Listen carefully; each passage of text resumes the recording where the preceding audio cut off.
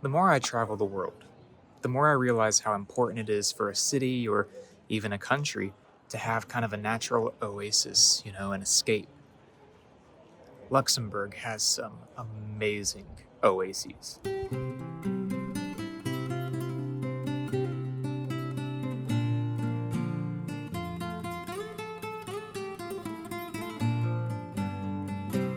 Hey y'all, welcome back to A Sense of Travel.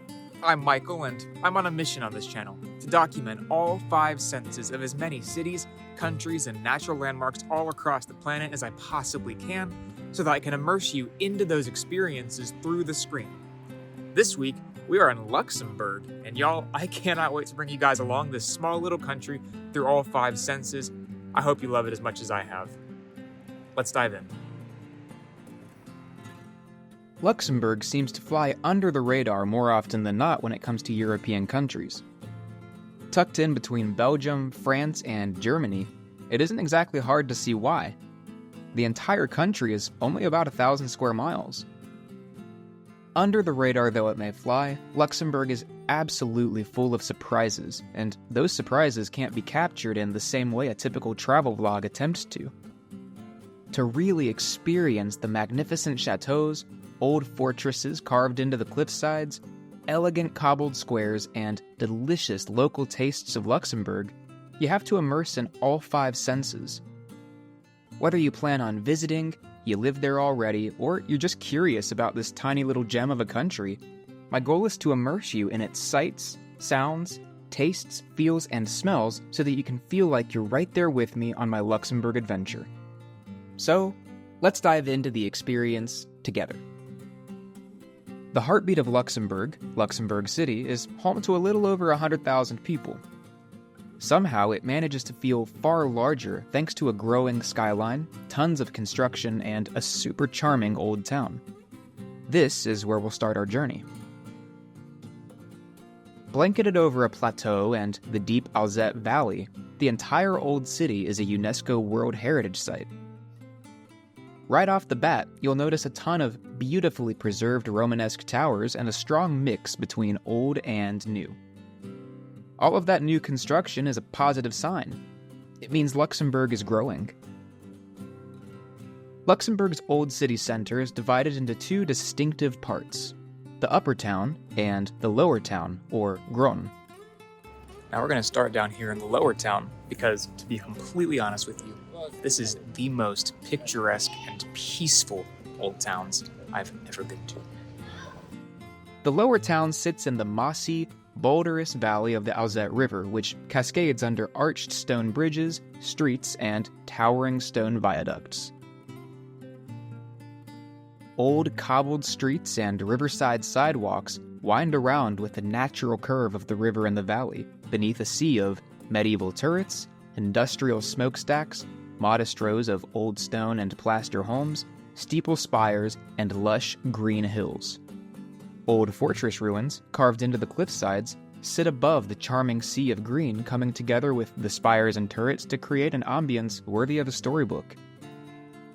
As you imagine yourself wandering through the stone paths and beneath the viaducts, you'll catch wafts of smoky scents from nearby restaurants, moss and stone from the damp, natural land-built surroundings, and freshwater from the river.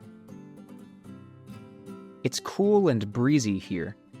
The sounds of cascading river water, tires along cobblestone, and the wind through your ears join those smoky, mossy river scents and the cool breezy air. Chemin de la Corniche has been dubbed Europe's most beautiful balcony, and I'm here to inform you that this is an accurate assessment. This balcony, made up from the battlements of Luxembourg's old fortress where we'll head in a bit, is simply gorgeous. The moss-covered stone hillside where the old fortress was carved into overlooks the stone-cobbled lower town, the Romanesque tower of Neumünster Abbey, and the earthy, green, cascading Alzette River, and it really does feel like stepping into an old medieval postcard. Earthy shades of beige and brown, topped in dark, moss-covered slate roofs, blanket the lower town, beneath the towering cliffside of which the upper town sits, where even more spires and turrets poke out above the rugged stone. As you descend down the stone pathways and spiral staircases into the valley, you'll notice the strong sense of fresh-cut grass and damp greenery. The stone walls and ruined towers are infiltrated by bright green moss, and the riverfront is home to tons of ivy, vines, and willow trees. It's like one big rain garden. It's chilly and damp, but when the sun peeks out, the air warms right up. In late September, the green leaves have a tint of gold. The views from Chemin de la Corniche are beautiful by day, but by night, the whole city turns into a romantic shade of amber. Golden light illuminates the rocky cliffs, and the spires and turrets of the city glow elegantly, casting dramatic shadows onto the deep green valley. The old cobbled streets in the lower town evoke a sense of calm and elegance in the soft glow, two words that really define Luxembourg as a whole. The cliff sides that Chemin de la Corniche overlook are full of stories of their own. These cliffs, or bocks, of course, are the original site of Luxembourg's castle, built in 963 and where the city began. Inside the rocky hillside, you'll find a labyrinth of underground stone passageways that feel like a series of deep caves. These are known as the Bock casemates, or the casemates du Bock. The low, narrow stone underground system of passages and galleries in the rocky hillside weren't just a fortress, they were a home. The Counts of Luxembourg were the original residents as far back as the 11th century. Remarkably, you can still pass through the chilly old expanses that once served as bedchambers. I mean, talk about a room with a view, huh? The sounds of echoing voices and footsteps bounce off the stone in the narrow passageways, joined by the sounds of stonemasons beneath the rock and the cascading river below. Scents of pine needles, river water, and dusty old stone fill your nostrils as you get lost in the dark, almost mysterious caves. Now, another sensation you might want to imagine is one of being perpetually out of breath. The extremely narrow and steep spiral staircases in the old castle are no joke. If you want a leg workout in Luxembourg, this is the place to go. There's an old Luxembourgish legend here at the casemates. Melusina was a beautiful maiden with a big secret. Whenever she immersed herself in water, her legs transformed into that of a mermaid's. Melusina fell in love with the Count of Luxembourg, but she made him promise that he would never enter her chamber while she was bathing. They lived happily together and had numerous children, but one day the Count broke his promise and secretly watched Melusina as she bathed. To his shock, he discovered her transformation into a mermaid and expressed his surprise to her, but Melusina, filled with betrayal and sadness, fell into an abyss that opened up beneath her feet, never to be seen again. The legend goes that she appears in the streams of the Auzette near the box every 7 years, awaiting someone to free her. Neumünster Abbey, at the base of the valley, has a storied history in Luxembourg. So the abbey has a history that dates back about 1,000 years, but it hasn't always been an abbey or a monastery even. At one point it was an orphanage, at one point it was a prison, at one point it was barracks for the French military. It's been attacked as a fortress. Lots of terrible things, but today it's open to the public, and it's part of a UNESCO World Heritage Site of the old town. So, yeah, it's pretty fascinating and certainly quiet. In a large hammer beam attic room, for example, they hold swing dance classes. And before we head up to the upper town, I can't go without mentioning the green spaces that surround it like a moat. Parc de la Pétrus was one of my favorites. Beneath mossy staircases, magnificent stone viaducts, and a dense canopy of leafy green trees, Parc de la Pétrus and the gardens that overlook it are what every urban park should aspire to be. From the ground level, you could truly believe that you're in a quaint little forest along a trickling creek in the middle of the countryside. It's not until you look up that you remember that you're in the heart of Luxembourg's capital city. While Grund gives off the impression of a small, quaint river valley town, the upper town adds that bustle and energy more typical of European city centers. Up on the plateau, the upper town is full of winding, old cobbled streets, graced by smooth, earth-tone painted facades on an interesting blend of modern, Romanesque, and French Renaissance architecture. There are a lot of lanterns hanging from the tight collection of buildings, and many of them feature little coned turrets. Place des Armes is one of the central squares in town, with tons of shops and restaurants, mostly on the pricey side, surrounding its tree-lined dining terraces. Nearby is another even larger public square, Place Guillaume II, where dancing fountains and a parade of Luxembourgish flags lead down to the Grand Ducal Palace. Built in the Flemish Renaissance style back in 1572, the palace can only be visited during the summer months when the royal family is away in their summer home. Something specific I've noticed about Luxembourg is how much greenery they implement into the cityscape. Like trees, even in the middle of the cobbled sidewalks and the old streets. Like in a lot of old towns, you do not see that. So yeah, no, very beautiful. Lots of flowers and planters and things like that. Kind of makes it feel like a big garden city. To imagine yourself in the cool, damp, tree-lined old town, imagine the sounds of fountains, quiet pedestrians, street musicians, occasional automobiles and motorcycles, crows cawing, and tram bells dinging. Oh, and speaking of those tram bells dinging, fun fact, all public transit in Luxembourg is entirely free. This was one of my favorite aspects of the country. Getting from the airport to the heart of town is an absolute breeze. Which, speaking of the airport, no matter where you are in the city, or the country really, you'll hear the thunderous sound of air traffic. You'll catch wafts of fried foods and wet stone as you stroll about, thanks in large part to the fact that it rains a ton in Luxembourg. An oceanic climate will do that for you. Is it true that all Luxembourgers kind of keep an emergency umbrella on them just in case? Because that would make a lot of sense. Even without the rain, though, the old town is pretty quiet, charming, and relaxed.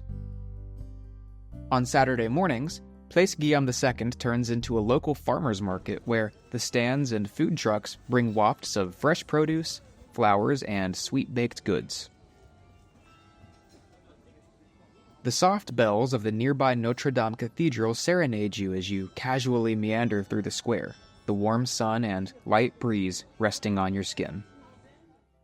Luxembourg's Notre Dame may not be the most famous one, but it's a beautiful one nonetheless. Inside the nave of the church are delicately carved stone balustrades and columns with almost Celtic motifs carved into them. It's quiet in here and smells like a classic musty old church in stone. I can't quite describe it any other way. Something you'll probably notice as you stroll around the old town is the price tags. The old cobbled streets are very polished and beautiful, to the point where I feel both really fancy and really poor. There's a reason things are so expensive, though. Luxembourg has the highest GDP per capita of any country in the world. The more I travel the world, the more I realize how important it is for a city or even a country to have kind of a natural oasis, an escape. Luxembourg has some amazing oases. One of those refuges sits about an hour's train ride north of Luxembourg City, right on the border of Luxembourg and Germany. Vianden. Set into a ravine between two hills along the Our River, Vianden is a small town of about 2,000 people. The centerpiece of Vianden, set atop the towering hillside overlooking the valley, is a magnificent chateau. The Romanesque castle was originally the home of the Count of Vianden and was constructed between the 1100s and 1400s on Roman foundations. The damp stone castle and its many terraces, elegant chambers, musty old chapels, and cozy old living quarters, set along the softly rolling green hills and mountains of the Luxembourgish countryside, feel like they belong in a fairytale kingdom. There's an almost blissful ambience to the fortress as well. Well, when kids aren't screaming, that is. The air is so fresh here. It is truly just blissful. Even inside the castle, you smell Sure, the old and kind of damp stone, but the hillsides, the mountainsides are just fantastic. It's such fresh, crisp, cool air. As magical as the old chateau and its majestic views feel, the town itself is just as picturesque, charming, and postcard-worthy. Quaint, hedge-lined gardens, colorful, simple home facades, winding cobbled streets, riverside promenades, boutique hotels, and stunning views of the chateau await in the small town of Vianden. I know I say this about a lot of places, but this is like quintessentially postcard Europe. The sounds of the breeze, cars rumbling along the cobblestones, people chattering, and the light cascade of the river fill your ears as you soak in the vistas, while the scents of fresh air are joined by fresh water and greenery. There's a briskness to the air here too, even after the inevitable rain shower passes through. I do love big cities, but little tucked-away mountain towns like this are some of my favorite places to be. They're just so peaceful. You forget that there's a big, chaotic world out there as you wander along the grassy hillsides, peering over the old city walls and hanging out with the goats. So, remember when I mentioned that Luxembourg made me feel both very fancy and very poor? Dining out in Luxembourg City is a big part of that, especially if you're looking for traditional Luxembourgish food. Here's my take though. Those price tags are worth it. I knew next to nothing about the traditional cuisine of this small country before visiting, but it is absolutely delicious. Here are some of the meals I tried that I feel capture the Luxembourg experience. Bouchie à la reine. This delicious and heavy dish consists of a rich chicken pastry with mushrooms, doused in what almost seems like a cream of mushroom soup. Thick, warm, and hearty, this classic Luxembourgish meal is served alongside a bowl of crispy fries. Knedelen met Speck. Dumplings in general are warm and hearty, but here in Luxembourg, they're at another level. This meal consists of dumplings with cream, parsley, and bacon. The dumplings themselves are super thick and the cream is almost cheesy. The bacon is also a wonderful touch. Jud met Gardeboenen. The national dish of Luxembourg, this is a meal that you really can't miss if you make it to the country. A plate layered with salty smoked pork, garden bean soup, and roasted potatoes, this almost gives an American Thanksgiving Day sensation. Much like Luxembourg's other classic dishes, it's remarkably heavy, but in a good way. Quitschentart. Not everything in Luxembourg is super heavy, of course. A traditional open fruit tart made with plenty of sugar and prune plums, Quitschentart is light and fresh. Served cold and with whipped cream if you're super sweet and smiley, this is a great and tart coffee pairing. Luxembourgish beer. Luxembourg has a high concentration of breweries within the country, and it's a quintessential piece of the Luxembourgish culinary identity. My favorite was an amber lager from the town of Diekerk. This pour has a slight tartness to it and is also slightly bitter. Now, usually I'm a stout guy, so the bitterness was just fine with me. Just like other countries, cities, and even small towns around the world, capturing the full Luxembourg experience in just a few days isn't possible. Small though it may be, Luxembourg is multi-layered, complex, and rich in its identity, history, and story. My hope, however, is that by diving in with me through all 5 senses, you were able to place yourself imaginatively onto Europe's most beautiful balcony, those garden-like castle ruins, the romantic courtyards of the Chateau de Vianden, and on the cobbled old streets, and feel as if you were right there alongside me. As always, thanks so much for watching. I'll see you next time.